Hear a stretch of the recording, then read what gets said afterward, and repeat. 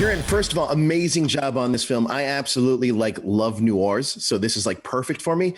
But this is essentially a babysitting job that goes wrong, and your character Charlie is almost the catalyst to the chain of events where everything starts going wrong.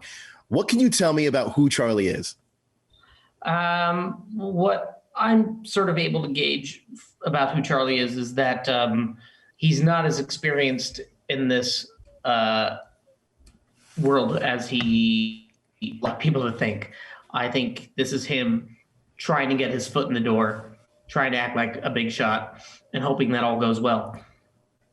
I don't think he is like much of a mobster guy. I don't think he's actually, in my mind, I don't think he's ever killed anyone before. I think when he was given this task and was told that if things go, like, hey, would you be fine if this doesn't go right? You might have to kill an entire family. And I think he goes, yeah, that's fine. And then you might have to kill your partners too. Yeah, that'll be no problem. And I think he's just saying that and really is petrified and is just sort of faking it till he makes it, and really hope he makes it. I mean, that's Charlie in a nutshell. Essentially, you can see the kind of like the panic that sets in early on, and the rash decision making that he makes.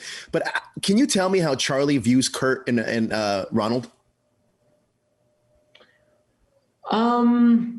I think as very established. I mean, they're also a bit on the precipice. They're not like fully made as far as I can tell, but they're experienced and they know. They seemingly, from Charlie's perspective, know what they're doing, and they're from different parts too.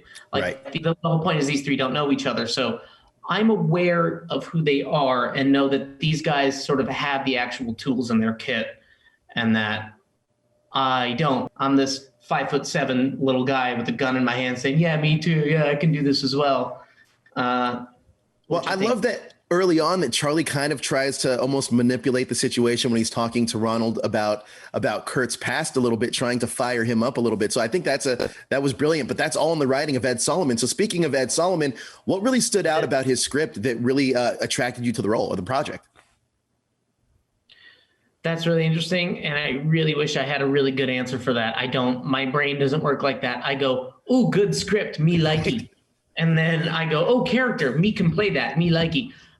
What's funny is if I don't like it, I have all the words for you as to why it doesn't work. But when something, I go, that works. I don't even want to question it. It works.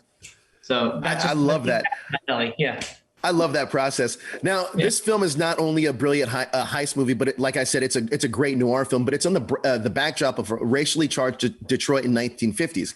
Can you talk to me about how that adds a layer to this film?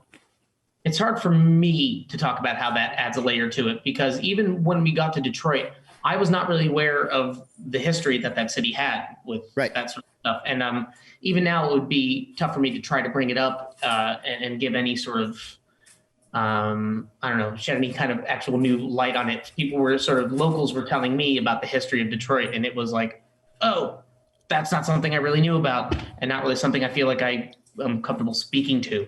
Sure. Now, Steven Soderbergh is one of those directors that almost edits the film in his head when he's like shooting it. Can you talk to me about working with Steven and kind of like his directing style and the collaboration process with him? I don't think he was even editing in his head while he was shooting it. He was editing. Like, we would shoot half a day, we'd go back to the hotel, and he would edit. Whoa. Like, we shot the whole kitchen sequence, and I believe a day after we finished, maybe 2 days after we finished the kitchen sequence, he showed me his first cut of it, including like putting in the sound for the ringing phone, and did some sound editing and stuff was in there.